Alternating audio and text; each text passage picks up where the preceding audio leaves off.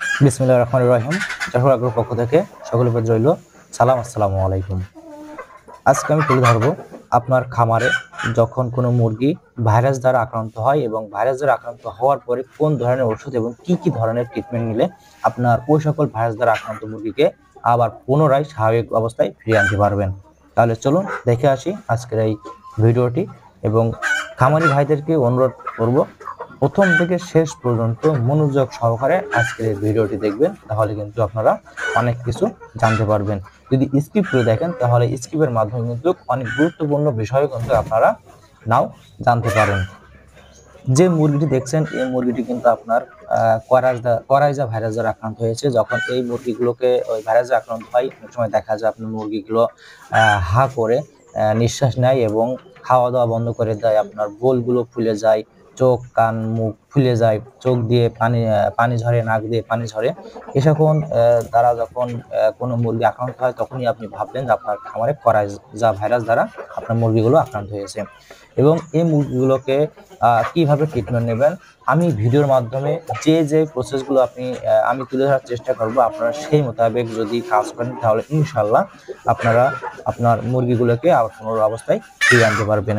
যখন কোনো খামারে এই ধরনের রোগে আক্রান্ত হয়, অনেক খামারি কিন্তু এই রোগের দ্বারা নিঃস্ব হয়ে যায় এবং সর্বসারা হয়ে যায়।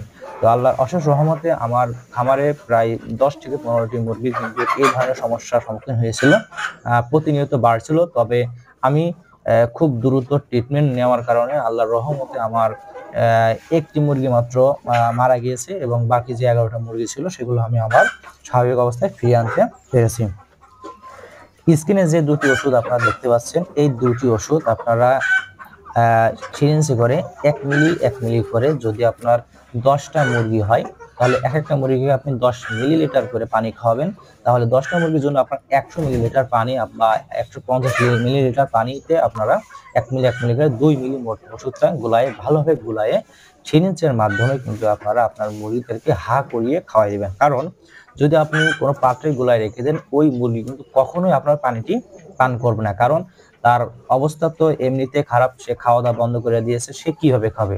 এজন্য আমরা কি করেছি, আমরা প্রতিদিন সকাল, দুপুর এবং রাত 3 বেলা কিন্তু আমরা 1 মিলি করে 2 মিলি ওষুধ পানিতে ভালোভাবে গুলিয়ে নিয়ে প্রত্যেকটি মুরগিকে আমরা হা করিয়ে 10 মিলি করে পানি পান করাইছি।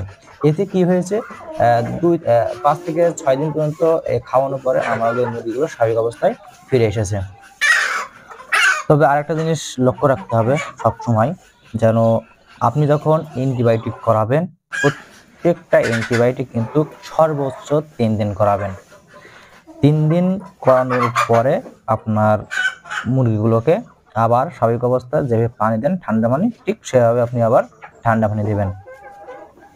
আমরা যে পদ্ধতি ব্যবহার করি মুরগিগুলোকে প্রতিনিয়ত, যে সকল অসুস্থ মুরগিগুলো আছে সেই মুরগিগুলোকে কিন্তু আমরা প্রতিনিয়ত এইভাবে সকাল, দুপুর, রাত কিন্তু আমরা ওইভাবে পানি বা যে ওষুধ আছে সেই ওষুধটা খাওয়াইছি। খাওয়ানোর 5 থেকে 7 দিন পরেই কিন্তু আমরা ভালো একটা রেজাল্ট পেয়েছি। আরেকটা বিষয় সেটা হচ্ছে যে আমি আমার ভিডিওর মাধ্যমে যতগুলো ওষুধ আমি দেখিয়ে থাকি, আমি কিন্তু কখনো কোম্পানির প্রচারের জন্য কাজ করি না।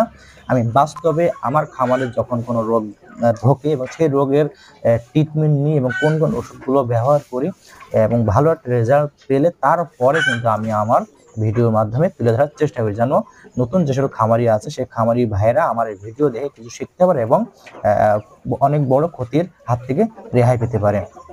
যদি আমার ভিডিওটি আপনাদের ভালো লেগে থাকে তাহলে অবশ্যই আমাদের ফেসবুক পেজটি ফলো করে পাশে থাকবেন এবং যদি ইউটিউব থেকে দেখেন আমাদের ইউটিউব চ্যানেলটি সাবস্ক্রাইব করে পাশে থাকবেন। কারণ আমরা প্রতিনিয়ত চেষ্টা করি নতুন বিষয় আমাদের ভিডিওর মাধ্যমে তুলে ধরার জন্য। আর যদি কেউ নতুন আমাদের চ্যানেলে এসে থাকেন তাহলে অবশ্যই আমাদের চ্যানেলটি সাবস্ক্রাইব এবং ফলো করে পাশে থাকবেন। এখন দেখতে পাচ্ছেন আমাদের অ্যান্টিবায়োটিক করানোর পরে আমাদের মুরগিগুলো প্রায় এখন প্রত্যেকটি মুরগি কিন্তু এখন সুস্থ হয়ে গেছে। আল্লাহর অশেষ রহমতে আপনারা এই পদ্ধতি ব্যবহার করলে কিন্তু আপনারা সব সময় আপনার মুরগির যে পরাজয় যে ভাইরাসটা হয় এই ভাইরাসের হাত থেকে রক্ষা পাবেন। আরেকটি বিষয় সেটা হচ্ছে যখন কোনো মুরগির চোখ ফুলে যায় এবং এই চোখ ফুলে যাওয়ার কারণে কিন্তু ওই অ্যান্টিবায়োটিক পাশাপাশি আমি স্ক্রিনে যে ওষুধটি দেখাচ্ছি এই ওষুধটি আপনারা প্রতি ঘন্টা 2 ঘন্টা পর পর আপনার যে সকল মুরগিগুলোর চোখ ফুলে যাবে ওই সকল মুরগিগুলোকে প্রতি 2 ঘন্টা পর পর আপনারা 2 ফোঁটা করে দিয়ে দেবেন। তাহলে দেখবেন 5 থেকে 6 দিনের ভিতরে আপনার মুরগিগুলো স্বাভাবিক অবস্থায় ফিরে এসেছে। আরেকটা বিষয় সেটা হচ্ছে যে আপনার খামারের যে সকল মুরগিগুলো আপনার করায় ভাইরাসের আক্রান্ত হবে ওই মুরগিগুলাই কিন্তু আপনারা তৎক্ষণাৎ কি করবেন অন্য কোনো স্থানে সরিয়ে ফেলবেন। কারণ দেখা যাচ্ছে যে আপনার ওই সকল আক্রান্ত মুরগি দ্বারা কিন্তু খামারে বাকি যে সকল মুরগিগুলো থাকবে সেই মুরগিগুলো কিন্তু ভাইরাসের আক্রান্ত হতে পারে। আমাদের যে সকল মুরগিগুলো 10 থেকে 12টি যে মুরগিগুলো আমাদের করায় ভাইরাসের আক্রান্ত হয়েছিল আমরা কিন্তু সাথে সাথে ওই মুরগিগুলোকে অন্য কোনো স্থানে সরিয়ে নিয়েছি এবং সেখানে কিন্তু আমরা ভিডিওর মাধ্যমে যে সকল তথ্য তুলে ধরেছি সেই মোতাবেক কিন্তু আমরা কাজ করেছি। এখন আপনারা সচক্ষে দেখতে পাচ্ছেন আমাদের মুরগিগুলো কিন্তু এখন খাওয়া দাওয়া করছে এবং আগের থেকে অনেক সুস্থ হয়ে গেছে।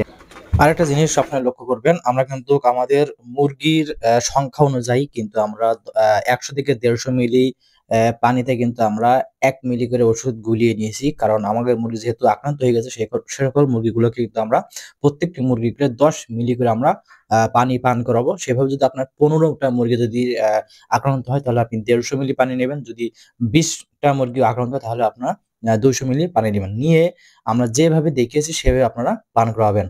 তবে স্বাভাবিক পর্যায়ে কিন্তু যখন আপনি আপনার খামারের মুরগিগুলোকে আক্রান্ত হাত থেকে রক্ষা করতে চাচ্ছেন সেক্ষেত্রে কিন্তু আপনারা সবসময় আপনাদের যে সকল ডাক্তার আছে পশু হসপিটাল বা আপনার ডাক্তার সে সকল ডাক্তারদের পরামর্শ অনুযায়ী কিন্তু আপনারা কাজ করবেন। তবে 1 মিলি ওষুধ কিন্তু স্বাভাবিক পর্যায়ে 3 লিটার পানিতে এবং সর্বোচ্চ 5 লিটার পানিতে গুলিয়ে আপনার খামারে প্রয়োগ করবেন। কিন্তু পরপর 3 দিন অ্যান্টিবায়োটিক করাবেন। যখন আপনি অ্যান্টিবায়োটিক করাবেন 1 মিলিলিটার ওষুধ কিন্তু 3 লিটার সর্বনিম্ন এবং সর্বোচ্চ 5 লিটার পানিতে গুলিয়ে তারপরে আপনারা আপনার খামারের মুরগিকে খাওয়াবেন। আজকে এ পর্যন্ত। ততদিন ভালো থাকবেন, সুস্থ থাকবেন। আল্লাহ হাফেজ। দেখা হবে অন্য কোনো ভিডিওতে।